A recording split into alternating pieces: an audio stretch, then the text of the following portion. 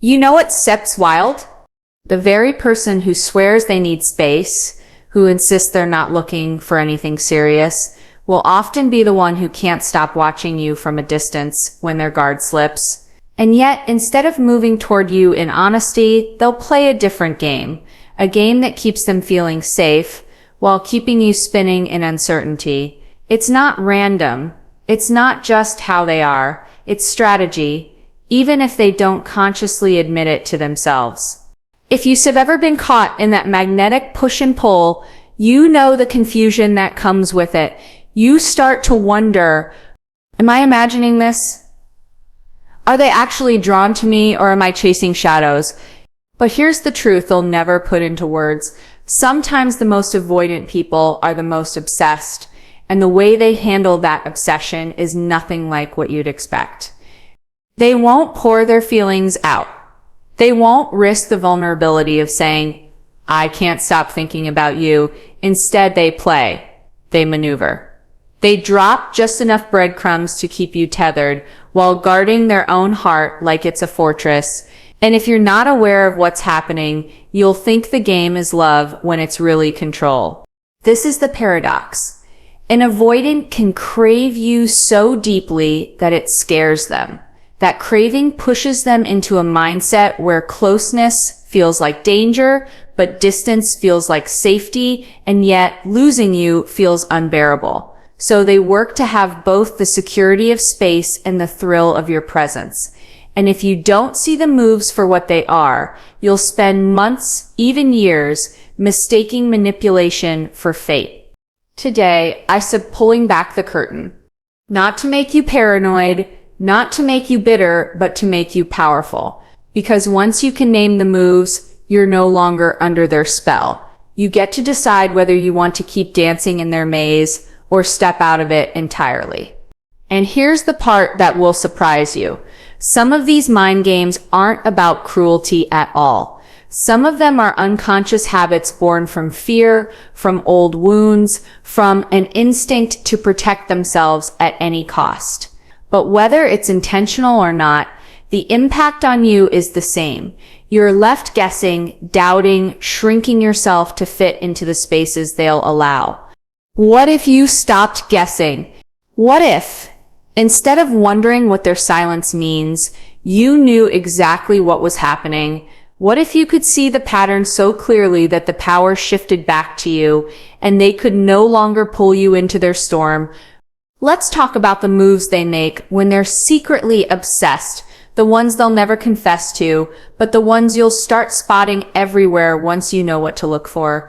And the first one, it's going to sound harmless at first, but it's the one that hooks you the deepest.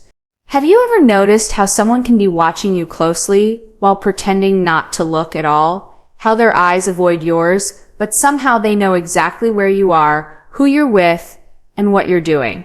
This is the first mind game an avoidant plays when they're secretly obsessed with you, the art of invisible surveillance. It's not the kind of obsession that bursts into declarations or constant contact. It's a quieter, more strategic pull. They don't want you to know the depth of their fixation, because that would mean revealing vulnerability. So instead, they watch from a safe distance, scrolling through your posts but never liking them, hearing about your life through mutual connections, noticing tiny details you didn't think they'd remember. They'll pick up on the shade of lipstick you wore last month, or the book you mentioned in passing, and then later they'll reference it so casually you almost miss the significance. The game here is control. They feed their need to feel connected to you without risking exposure. This distance lets them imagine you on their terms, in a way that feels safe for their guarded heart. But the truth is, their quiet tracking is a sign they can't let go. Obsession doesn't always look like knocking on your door at midnight. Sometimes it's staying 2 steps away while making sure they never lose sight of you. And here's the tricky part. When you sense their eyes on you, you can start to confuse that silent attention with emotional investment. But invisible surveillance is not the same as showing up. Because while they're busy watching, they're also making sure you can't fully read them. And that leads directly to the second mind game, the push-pull tease. One moment, They give you a glimpse of warmth, a lingering glance, a comment that feels almost intimate, and the next they disappear back into the shadows. It's designed to keep you wondering, to keep you leaning in just far enough that they never have to step all the way forward. That inconsistency is not accidental. It's the hook. It's the breadcrumb trail. And it's where many people start to lose their balance without even realizing it. If this is landing for you, subscribe. We're just getting started. Silence is an avoidant's sharpest weapon, and it's not always the angry, storming off kind of silence you might expect. Sometimes it's measured, deliberate, almost surgical. They know exactly when to withhold a response, when to delay a text, when to vanish right after a moment of emotional closeness. This isn't just random, it's engineered. Why? Because silence forces you to fill in the blanks. It makes you replay every interaction, wonder if you did something wrong or if they've suddenly lost interest. And here's the thing, for an avoidant, that mental spiral you enter isn't just collateral damage, it's part of the design. If you're thinking about them, worrying about them, missing them, then in their mind, they've still got you. They'll often break this silence with something small. A quick check-in, a meme, a random question, just enough to pull you back into their orbit. That sudden reappearance? That's not a coincidence. It's a reset. It wipes the slate clean without them ever having to address the emotional gap they created. And this leads us into the fourth mind game, selective vulnerability. The avoidant knows exactly when to give you just enough of their inner world to reignite your hope. It could be a confession about their past, a rare compliment, or a moment where they look genuinely unguarded. You feel special, like you're the one they've chosen to let in. But here's the truth. This vulnerability is often timed for maximum effect, not genuine closeness. It's a calculated release, a way to soothe your doubts and keep you invested without ever committing to full emotional openness. And this is where the cycle starts to solidify, because selective vulnerability doesn't just keep you hooked, it makes you believe you're making progress. The fifth mind game is what I call reverse pursuit. This is where the avoidant sets up the dynamic so subtly you barely notice it happening, but before you know it, you're the one always reaching out, always initiating, always adjusting your schedule, while they appear effortlessly in control. Here's how it works. They'll give you an intoxicating burst of warmth in the beginning. Maybe they initiate daily, make plans, and seem genuinely engaged, but slowly, they pull that energy back. They don't stop entirely, they just drop their frequency and responsiveness enough that you start to wonder, did I do something? Are they losing interest? And in that space of doubt, your natural instinct is to fix it. So you send the extra texts, you suggest the plans, you keep the connection alive. What you don't realize is that every time you take the initiative, it teaches them something that they can put in less while still keeping you hooked. The genius of reverse pursuit is that it flips the emotional labor onto you while making it look like they're just going with the flow. They get to maintain distance while you do the chasing, which actually reinforces their power in the dynamic. And the more you chase, the more they confirm their belief that closeness is a risk, not a reward. The emotional danger here is subtle but real. The longer you play this game without realizing it, the more it erodes your sense of worth. You start believing that you have to earn their attention, when in reality, attention should be mutual and effortless. The sixth mind game is what I call the emotional cliffhanger. This is where the avoidant leaves every interaction just a little unfinished, like you've read 90% of a love letter, but the last page is missing. They might share something vulnerable, but then abruptly change the subject.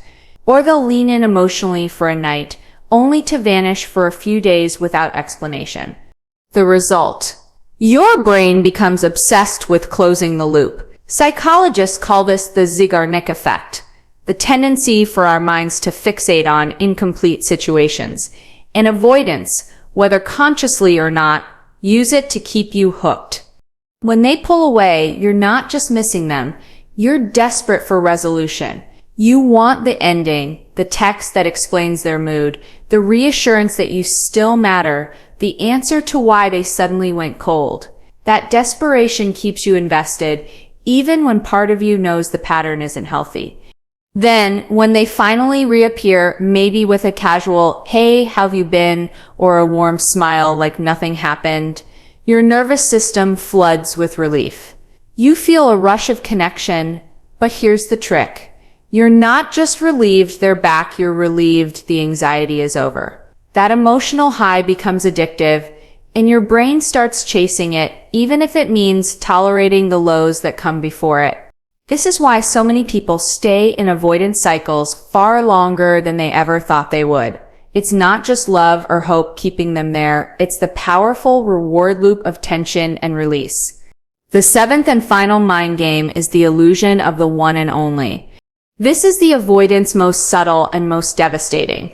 Psychological hook. It's the unspoken suggestion that no one else will ever make you feel the way they do.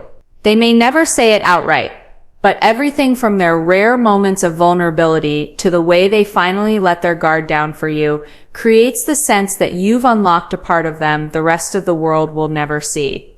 When an avoidant gives you even a tiny glimpse behind the wall, it can feel like an extraordinary privilege. And that's exactly where the illusion starts to form. If I walk away, I'll lose something irreplaceable. The danger here is that you begin to mistake rarity for value. Just because someone's affection is scarce doesn't mean it's more meaningful, but the scarcity triggers your brain to cling harder. It creates the feeling that you're in a once-in-a-lifetime connection, when in reality, you might just be trapped in a once-in-a-long cycle of emotional starvation. Avoidants often reinforce this illusion without realizing it. They'll say things like, "I've never told anyone that before," or "You're the only one who gets me." And while those words can feel deeply validating, they also cement the idea that you are the exception to their rule, which makes you want to fight harder to win their full love. The truth? If you strip away the push-pull, the breadcrumbs, and the mystery, what you're left with might not be love at all, just a very skillful dance of emotional availability and withdrawal. Breaking free from this final mind game means realizing that the only one and only you should be investing in is yourself. Because the second you remember your worth, you stop chasing scraps and start attracting the feast.